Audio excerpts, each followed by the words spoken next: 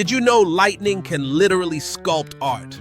When a bolt of lightning crashes into sand, it's not just showing off, it instantly melts the sand and fuses it into glassy tubes called fulgurites. It's like nature's own glass blower, but with a lot more drama and zero job security.